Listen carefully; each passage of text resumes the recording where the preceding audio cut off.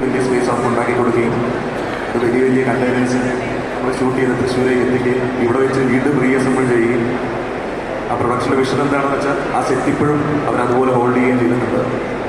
നമ്മൾ പുറത്ത് സിനിമ റിലീസായതിനു ശേഷം സിനിമ വർക്കാവുകയാണെങ്കിൽ ഇവിടുത്തെ പ്രേക്ഷകർക്ക് എല്ലാവർക്കും ഇപ്പം ചോദിച്ചാൽ അത് സെറ്റ് നേരിട്ട് കാണാനും എങ്ങനെയാണ് അത് ഷൂട്ട് ചെയ്തത് എന്ന് പറയുന്നതൊക്കെ ഞങ്ങൾ ഡോക്യുമെൻ്റ് ചെയ്തിട്ടുണ്ട്.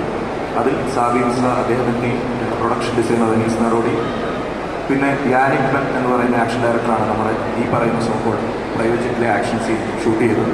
അദ്ദേഹത്തിൻ്റെ ടീമിൻ്റെയും ഇപ്പോൾ പിന്നെ ഫീനിക്സ് പ്രഭു ഇതിൽ മറ്റൊരു ആക്ഷൻ ബ്ലോക്ക് ചെയ്തിട്ടുണ്ട്, അദ്ദേഹത്തിൻ്റെ വർക്കുണ്ട്. പിന്നെ ഇതിനേക്കാളൊക്കെ ഉപരി എന്നെ സംബന്ധിച്ചിടത്തോളം ഫോറൻസിക്കിന് എൻ്റെ കൂടെ ഉണ്ടായിരുന്ന അഖിൽ ജോർജ് എന്ന് പറഞ്ഞിട്ടുള്ളത്.